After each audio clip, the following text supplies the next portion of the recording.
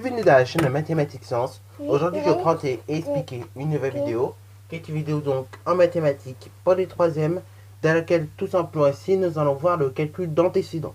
Nous avons vu comment calculer l'image d'un nombre par une fonction. Maintenant, on va voir comment on calcule l'antécédent d'un nombre par une fonction. Alors, ça peut être l'antécédent ou bien ou plusieurs antécédents, ok? Alors là, bon, vous allez voir que pour cette fonction, il n'y aura qu'un seul antécédent possible.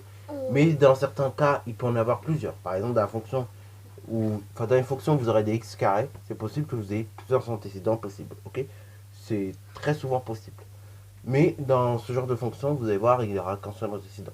Alors après, je vous donnerai le nom, comme d'habitude, de cette fonction. Parce que cette fonction-là, c'est une fonction assez particulière. Mais bon, pour l'instant, on va juste parler calcul d'image et d'antécédent.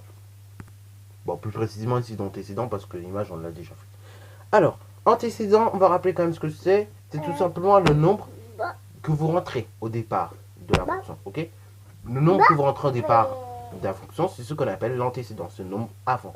Le nombre que vous obtenez par la fonction, c'est l'image. Donc, on va apprendre à calculer le nombre avant. Donc, l'antécédent. La fonction, elle, c'est juste un processus qui permet de transformer un antécédent en image. Ok, voilà. Donc, ici, on voudrait calculer l'image de 17 l'antécédent de 17 par f, par la fonction f, et puis l'antécédent de 29 par la fonction f. Ok. Donc, du coup, on va déjà commencer par 17. Pour ceux qui sont au point pareil, vous pouvez mettre la vidéo en pause pour essayer de faire les calculs. Mais là, bien évidemment, je vais détailler comme il faut les choses. Alors, dans le cas ici de cette fonction, je cherche l'antécédent de 17. Autrement dit, donc je cherche le nombre qui tout simplement va me donner 17 en faisant le calcul 3x plus 2. Ok, donc je cherche un nombre pour lequel f de x égale 17. Ok, autrement dit, donc je cherche un nombre pour lequel 3x plus 2 sera égal à 17. Ok, donc je cherche un nombre x qui, quand je multiplie par 3 et je vais ajouter par 2, je vais obtenir 17. Bon, pour cela, on va faire une petite résolution d'équation, les gens. Voilà. Et donc, on va tout simplement déterminer par résolution d'équation la valeur d'un seul x. Alors là, c'est pareil, on va y aller de façon très méthodique. D'abord, on va éliminer les nombres, on va les mettre à leur place, donc à droite. Et on va tout simplement faire en sorte d'avoir x à gauche, ok? Je vous rappelle que le but de résoudre une équation, c'est d'avoir x égale telle valeur, ok? Donc vraiment, faut être très pointu là-dessus. Donc là, c'est pareil au niveau des antécédents. Donc, du coup, ce que nous allons faire pour éliminer notre plus 2 qui n'est pas chez lui, on va faire moins 2. On va le faire sur les deux membres de l'égalité pour que l'égalité reste vérifiée. Du coup, il nous restera au membre de droite 15. Donc, au membre de droite, il nous reste 17 moins 2, c'est-à-dire 15. Et au membre de gauche, il nous reste donc tout simplement 3x. 3 fois x égale 15. Moi, je veux savoir combien vaut un seul x.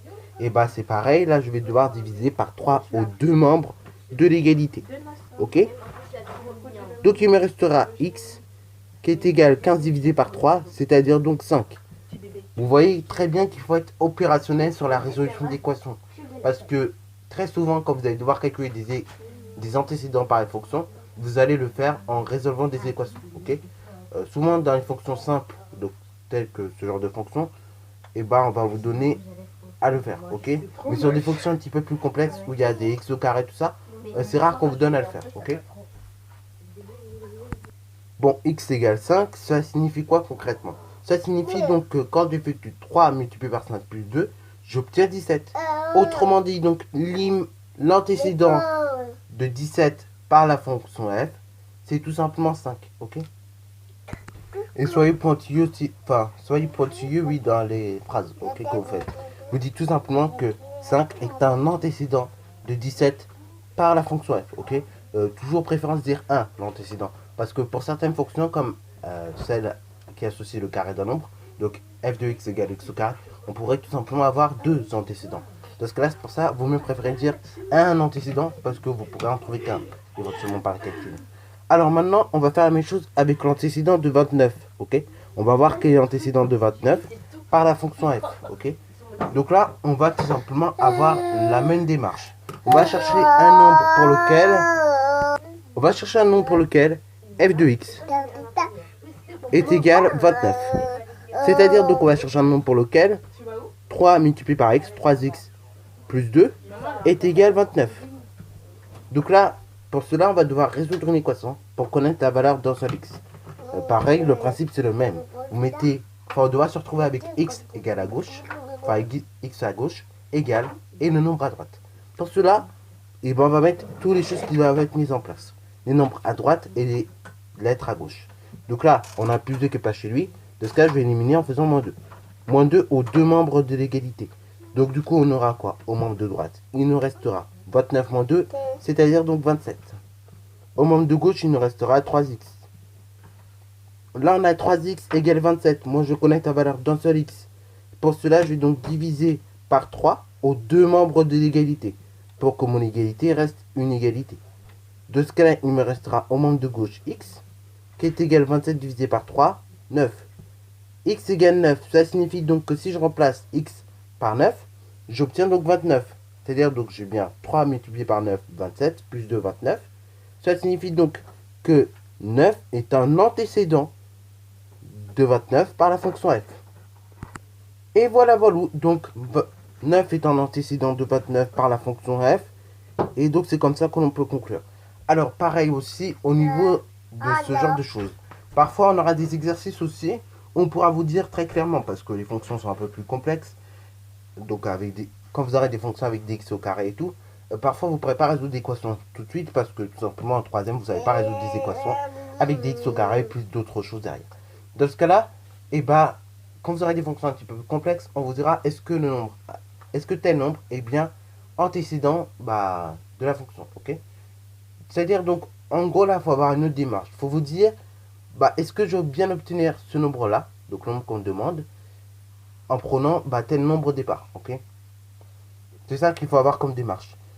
Bien évidemment, ce genre de fonction que je vous ai présenté, c'est ce qu'on appelle en mathématiques une fonction affine, ok? Une fonction affine, elle est toujours écrite de cette façon-là, c'est-à-dire donc un nombre multiplié par x plus un autre nombre, ok? Donc ça, vous verrez plus tard dans ce chapitre-là, c'est ce qu'on appelle des fonctions affines. Si on aurait juste eu un nombre multiplié par x, c'est ce qu'on aurait appelé des fonctions linéaires. Le plus 2, c'est ce qu'on appelle un coefficient. Enfin, c'est pas le coefficient, mais c'est plutôt un nombre qui va être ajouté, ok? Voilà. C'est l'ordonnée, c'est tout simplement l'ordonnée. Ok? Donc là, le plus 2, en fait, c'est tout simplement l'ordonnée, ok? C'est l'ordonnée par rapport à l'origine, ok? Donc de combien d'ordonnées vous allez augmenter, ok? Donc de 1, de 2, de 3, ainsi de suite. Et donc le 3x, le nombre 3, c'est le coefficient directeur. Et donc le x, c'est tout simplement le nombre de départ, ok? C'est l'antécédent que vous prenez. Donc ça, ce sont ce qu'on appelle des fonctions affines. Je ferai une vidéo bien évidemment là-dessus, parce que c'est des fonctions que nous allons étudier dans le détail. Enfin, pas tout, mais on étudiera pas mal de choses dessus. Voilà, bon, sur ce, la vidéo est donc terminée. Si ça vous a plu, n'hésitez surtout pas à la liker, commenter et bonne restauration en mathématiques et en sciences.